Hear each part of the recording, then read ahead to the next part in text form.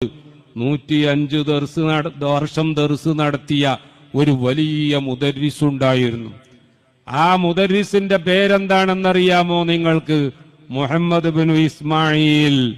ഇമാം ബുഖാരി തങ്ങളല്ല, മുഹമ്മദ് ബിൻ ഇസ്മായിൽ എന്ന് തന്നെയാണ് ഇമാം ബുഖാരി തങ്ങളുടെ പേരും. ഞാൻ പറയുന്ന മുഹമ്മദ് ബിൻ ഇസ്മായിൽ എന്ന് പറഞ്ഞാൽ അബുൽ ഹസൻ മുഹമ്മദ് ബിൻ ഇസ്മായിൽ അസ്സാമറായി എന്ന് പറയുന്ന ഇറാഖിലെ ആദ്യകാല പണ്ഡിതന്മാരുടെ കൂട്ടത്തിൽ വളരെ പ്രശസ്തനാണ്. അദ്ദേഹത്തിന്റെ പ്രശസ്തിക്ക് ഒരു ഉദാഹരണം മാത്രം പറഞ്ഞാൽ മതി. ബഹുമാനപ്പെട്ട ഇബ്രാഹിമുൻ ഖവ്വാസ് അദ്ദേഹം തൗബ ചെയ്ത് ഈ സുഹുദിന്റെ മേഖലയിലേക്ക് എത്തിയത് ഈ പറയപ്പെട്ട മുഹമ്മദ് ബിൻ ഇസ്മായിൽ എന്ന് പറയുന്ന സാമറായിയുടെ ദർസിൽ പഠിച്ചതിന് ശേഷമാണ് എന്ന് ചരിത്രം രേഖപ്പെടുത്തുകയാണ്.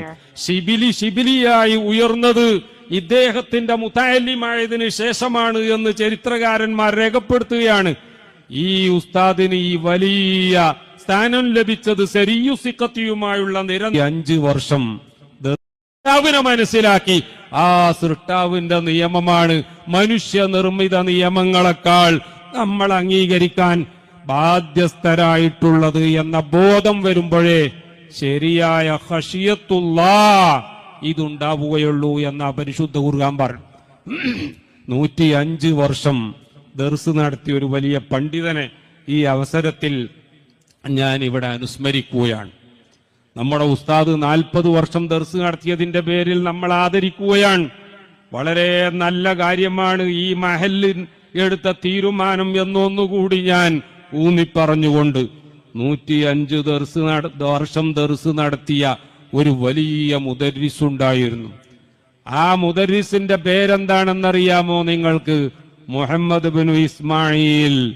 ഇമാം ബുഖാരി തങ്ങളല്ല, മുഹമ്മദ് ബിൻ ഇസ്മായിൽ എന്ന് തന്നെയാണ് ഇമാം ബുഖാരി തങ്ങളുടെ പേരും.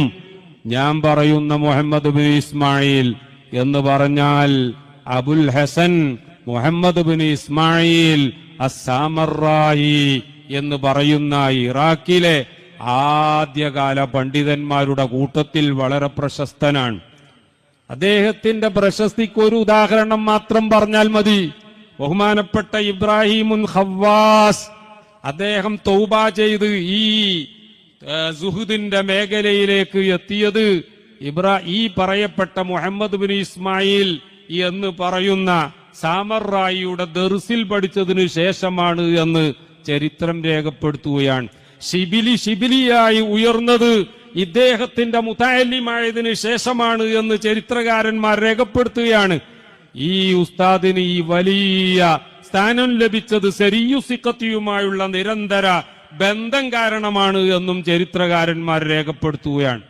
105 വർഷം ദർസ് നടത്തണം എങ്കിൽ അദ്ദേഹം എത്ര കാലം ജീവിച്ചിട്ടുണ്ടാകും? അതെ, ഹിജ്റ 202 ജനിച്ച് 322 പ്രിയപ്പെട്ടവരെ അദ്ദേഹം വഫാത്താകുന്നത് എന്ന് പറഞ്ഞാൽ 120 വർഷം ബഹുമാനപ്പെട്ടവർ ജീവിക്കുകയുണ്ടായി. 15ാമത്തെ വയസ്സിൽ ദർസ് ആരംഭിച്ച അദ്ദേഹം അവസാനം തന്റെ 120ാമത്തെ വയസ്സിൽ മരിക്കുമ്പോൾ അദ്ദേഹം ദർസ് മേഖലയിൽ 105 വർഷം പൂർത്തിയാക്കിയിരുന്നു. ശിഷ്യൻ പറയുന്ന ഒരു സംഭവം മാത്രം ഉദ്ധരിച്ച് ഞാൻ ഇവിടെ അവസാനിപ്പിക്കാൻ ആഗ്രഹിക്കുകയാണ്. അദ്ദേഹത്തിന്റെ ശിഷ്യൻ പറയുകയാണ്, ഒരു ദിവസം മഗ്രിബിന്റെ സമയം ബാങ്ക് കൊടുത്തു. ബാങ്ക് കൊടുക്കുന്നത് അദ്ദേഹം കേൾക്കുന്നുണ്ട്. പക്ഷേ നിസ്കരിക്കാൻ തുടങ്ങുന്നതിന് മുമ്പ് ചെറിയ ഒരു അബോധാവസ്ഥയിൽ ബഹുമാനപ്പെട്ട മുഹമ്മദ് ബിൻ ഇസ്മായിൽ അസ്സാമറായി ചെറിയ ഒരു ഗൈബൂബത്തിലേക്ക്, ഒരു ചെറിയ അബോധാവസ്ഥയിലേക്ക് പോയി. പക്ഷേ ഏതാനും നിമിഷങ്ങൾക്ക് ശേഷം അദ്ദേഹം തന്റെ അബോധാവസ്ഥയിൽ നിന്ന് ഉണർന്നു. ഉണർന്നതിന് ശേഷം അദ്ദേഹം തന്റെ ശിഷ്യന്മാർ കൂടിയിരിക്കുന്ന മജ്ലിസാണ്.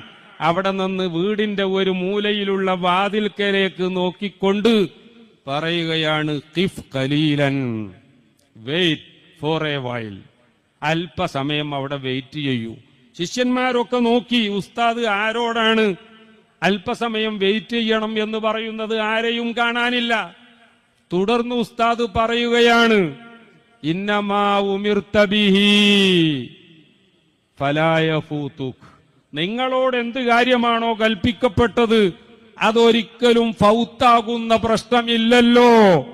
വ അമ്മാ മാ ഉമിർതു ബിഹി അന ഫഖദ് യഫൂത്, എന്നോട് കൽപ്പിക്കപ്പെട്ട കാര്യം അതൊരു പക്ഷേ ഫൗത്തായേക്കാം, അതുകൊണ്ട് നിങ്ങൾ അല്പം വെയിറ്റ് ചെയ്യണം. ആരോടാ ഈ സംസാരിക്കുന്നത്? ശിഷ്യന്മാർ അത്ഭുതപ്പെട്ടു, അവർക്കൊന്നും മനസ്സിലാകുന്നില്ല. മഹാനവറുകൾ വുളു ചെയ്ത് നിസ്കരിച്ചു. നിസ്കരിച്ചതിന് ശേഷം ഖിബിലയിലേക്ക് തിരിഞ്ഞ് ഒരു മയ്യിത്ത് എങ്ങനെയാണോ കിടത്തപ്പെടുന്നത് അതുപോലെ സ്വന്തമായി അങ്ങ് കിടന്ന് കണ്ണുപൂട്ടി കലിമത്തു ഷഹാദത്തു ഉറക്കെ ചൊല്ലുകയാണ്. പ്രിയപ്പെട്ടവരെ, ഏതാനും നിമിഷങ്ങൾക്കകം ബഹുമാനപ്പെട്ട മുഹമ്മദ് ബിൻ ഇസ്മായിൽ അസാമറായി ഈ ലോകത്തോട് വിട പറയുകയാണ്. ആ നേരത്താണ് ശിഷ്യന്മാർക്ക് മനസ്സിലായത്, അല്പസമയം വെയിറ്റ് ചെയ്യണം, നിങ്ങളോട് കൽപ്പിക്കപ്പെട്ട കാര്യം എന്തായാലും നിങ്ങൾ ചെയ്തേ അടങ്ങൂ, അത് നഷ്ടപ്പെടൂല. എന്നാൽ എന്നോട് കൽപ്പിക്കപ്പെട്ട നിസ്കാരം അതൊരു പക്ഷേ ഫൗത്താകാൻ സാധ്യതയുണ്ട്, അതുകൊണ്ട് വെയിറ്റ് ചെയ്യണം എന്ന് പറഞ്ഞത് മലക്കുൽ മൗത്ത് അസ്റായീൽ അലൈഹിസ്സലാം ആ മലക്കിനോടായിരുന്നു. ശിഷ്യന്മാര് പിന്നീട് ചർച്ച ചെയ്യുകയാണ്, മുഹമ്മദ് ബിൻ ഇസ്മായിൽ സാമറായി ഈ മഹാമനുഷ്യൻ ഈ ഒരവസ്ഥയെ എത്തിച്ചത് എന്തുകൊണ്ടാണ്? അവിടെയാണ് ശിഷ്യന്മാര് ഗുരുവിന് ഏറ്റവും വലിയ ആദരവ് നൽകുന്നത്, വലിയ സർട്ടിഫിക്കറ്റ് നൽകുന്നത്. ഞങ്ങളുടെ ഗുരുവിന്റെ ചരിത്രം അറിയണോ ജനങ്ങളെ നിങ്ങൾക്ക്? ഞങ്ങളുടെ ഗുരു ഒരിക്കൽ ഹജ്ജിന് ഒറ്റക്ക് യാത്ര പോവുകയാണ്. അദ്ദേഹത്തിന്റെ ശരീരത്തിന്റെ കളറ് വളരെ കറുത്തിട്ടാണ്. അദ്ദേഹത്തിന് സൗന്ദര്യം തീരെയില്ല. കാഴ്ചയിൽ തന്നെ ഒരു ഫക്കീറാണ് എന്ന് ആർക്കും തോന്നും. യാത്ര ചെയ്യുകയാണ് ഹജ്ജിന് വേണ്ടി. ആ സമയത്ത് ഒരു മുതലാളി, ഒരു ബിസിനസ്സുകാരൻ ഒറ്റയ്ക്ക് യാത്ര ചെയ്യുന്ന ഈ മനുഷ്യനെ കണ്ടപ്പോൾ തെറ്റിദ്ധരിച്ചു, ഇദ്ദേഹം ഏതോ യജമാനനിൽ നിന്ന് ഓടിപ്പോകുന്ന അടിമയാണ്. ഇദ്ദേഹം ചെന്നുകൊണ്ട് ചോദിച്ചു, നീ അടിമയല്ലേ? ആ ഉസ്താദ് പറഞ്ഞു, അതെ ഞാൻ അടിമയാണ്. നീ നിന്റെ യജമാനനിൽ നിന്ന് ഓടിപ്പോവുകയല്ലേ? അതെ ഞാൻ യജമാനനിൽ നിന്ന് ഓടിപ്പോവുകയാണ്. ഈ പറഞ്ഞത് കളവായിരുന്നില്ല. നമ്മളെല്ലാവരും അല്ലാഹുവിന്റെ അടിമകളാണ്, തർക്കമില്ല. അദ്ദേഹം മറുപടി പറഞ്ഞത് ആ അർത്ഥത്തിലാണ്. ശരിയാണ്, നമ്മൾ അല്ലാഹു തആലയുടെ വിധിവിലക്കുകൾ അനുസരിക്കാതെ അവന്റെ കൽപ്പനകളിൽ നിന്ന് എപ്പോഴും ഓടിപ്പോകുന്നവരാണ് എന്ന അർത്ഥത്തിലാണ്. യജമാനനിൽ നിന്ന് ഓടിപ്പോവുകയല്ലേ എന്ന് ചോദിച്ചപ്പോൾ